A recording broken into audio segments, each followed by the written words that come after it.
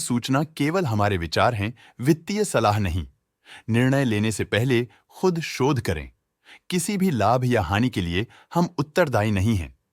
आज हम देख रहे हैं मैरिको लिमिटेड के 2024-25 Q3 की standalone financial performance. Starting with the sales, पिछले क्वार्टर से सेल्स में 5.5% का इंक्रीज हुआ है, मगर कंपनी ने पिछले साल के मुकाबले 13.5% का सेल्स इंक्रीज रिपोर्ट किया। Expenses 5.5% quarter on quarter increase हो गए हैं, जो साल भर के 17% के राइज के साथ अलाइन करता है। क्वार्टरली सेल्स के कंपैरिजन में एक्सपेंसेस इंक्रीज होना दिखाता है कंपनी ने एक्सपेंसेस मैनेज करने के लिए स्ट्रगल किया। कंपनी ने पूरी साल के दौरान चैलेंजेस का सामना किया। ऑपरेटिंग प्रॉफिट, जो पिछले साल के कंपैरिजन में 0% अप हुआ है, quarter on quarter around 5.5% increase हुआ है। Operating profit margin OPM annual basis पे -2.5% से डिक्रीज हुआ है और पिछले क्वार्टर के कंपैरिजन में -0% से डिक्रीज हुआ है। एक्सेप्शनल आइटम्स को ऐड करके अदर इनकम पिछले क्वार्टर के कंपैरिजन में -59.5% गिर गई, बावजूद इसकी ईयरली ग्रोथ लगभग 2.5 गुना हुई है।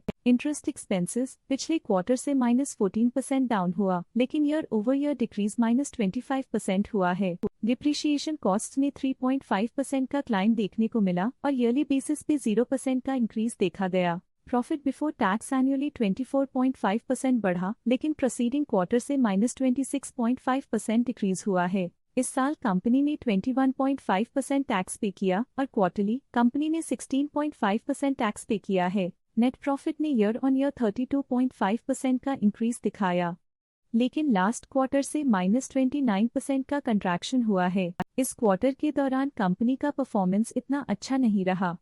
नेगेटिव नेट प्रॉफिट लॉसेस को इंडिकेट करता है। वहीं अगर एनुअल एनालिसिस की बात करें तो इस साल कंपनी का परफॉर्मेंस काफी अच्छा था। अर्निंग्स पर शेयर EPS में साल भर में 1% का इंक्रीज देखा गया, लेकिन क्वार्टरली में 29% की गिरावट भी नजर आई। इस क्वार्टर में कंपनी का EPS इतना अच्छा नहीं रहा। नेगेटिव प्रॉफिट कमजोर एफिशिएंसी को दिखाता है। मैरिको लिमिटेड के फाइनेंशियल स्नैपशॉट को रिव्यू करते हुए कुछ मुख्य ट्रेंड्स सामने आए हैं जो कंपनी की परफॉर्मेंस पे रोशनी डालते हैं। दिसंबर 2021 से दिसंबर 2024 तक मैरिको लिमिटेड की फाइनेंशियल जर्नी में सबसे पहले बात करते हैं सेल्स की। इस साल सेल्स में 4% की वृद्धि हुई है और पिछले 4 सालों में -1% की गिरावट हुई है, जो हाल ही में सुधार को दर्शाता है।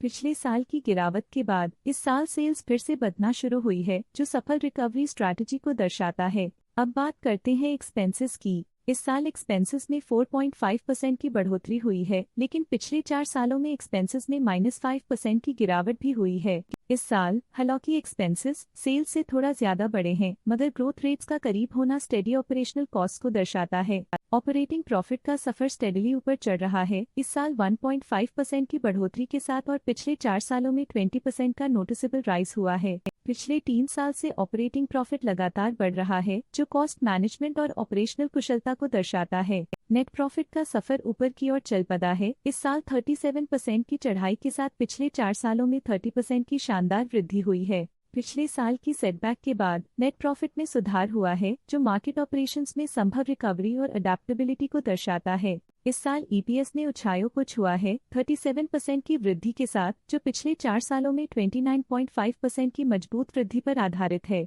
पिछले साल की गिरावट के बाद इस साल EPS में वापसी हुई है, जो एक सफल फाइनेंशियल टर्नअराउंड को दर्शाता है। चलिए अब बात करते हैं शेयर होल्डिंग पैटर्न की। मैरिको की शेयर होल्डिंग रिपोर्ट्स कुछ इस प्रकार की हैं, जो दिसंबर 2024 के 31 तक चलता है। ये रिपोर्ट कंपनी के शेयर्स की डिटेल्ड जानकारी देता है, जिसमें promoters, promoter groups, foreign investors, public investors और सरकारी एंटिटीज शामिल हैं। प्रमोटर्स शेयर होल्डिंग 2024 के सितंबर में 59.2% से 2024 के दिसंबर में 59.11% तक डिक्रीज हो गया। ये डिक्रीज दिखाता है कि इस टाइम पीरियड में कंपनी पे प्रमोटर्स का कंट्रोल कमजोर हुआ है। पब्लिक हेल्थ शेयर्स का परसेंटेज 2024 के सितंबर में 4.61% से 2024 के दिसंबर में 4.59% तक डिक्रीज हो गया। इस डिक्रीज से साफ है कि इस टाइम पीरियड में कंपनी में पब्लिक का हिस्सा डिक्रीज हुआ है। जब कंपनी के शेयर्स का अधिकतम हिस्सा प्रमोटर्स, FII, DII या गवर्नमेंट के पास होता है, तब ये माना जाता है कि कंपनी मजबूत हाथों में है, जो स्थिरता और मजबूत समर्थन को दर्शाता है और इस मार्केट की स्थिरता बनी रहती है। DII डोमेस्टिक इंस्टीट्यूशनल इन्वेस्टर्स ने अपना शेयर होल्डिंग सितंबर 2024 में 11.21% से दिसंबर 2024 में 12.86% तक इंक्रीज किया। ये बताता है कि डोमेस्टिक इंस्टीट्यूशंस ने कंपनी में अपना इंटरेस्ट 1.65% तक इंक्रीज किया है। फॉरेन इंस्टीट्यूशनल इन्वेस्टर्स के शेयर होल्डिंग में थोड़ा डिक्रीज आया 2024 के सितंबर से 2024 के दिसंबर में, जो दिखाता है कि फॉरेन इंस्टीट्यूशंस ने अपने स्टेक को क्वार्टर टू क्वार्टर -1.51 से डिक्रीज किया है, जिसे पता चलता है कि उन्होंने अपनी इन्वेस्टमेंट्स को पुल बैक किया है। ये था कंपनी का करंट शेयर होल्डिंग पैटर्न। अब नजर डालते हैं मैरिको के स्टॉक रिकमेंडेशन पे। लॉटस स्टॉक का करंट प्राइस 648.8 रुपीस चल रहा है। मोतीलाल ओसवाल ने स्टॉक की बाय रिकमेंडेशन दी थी।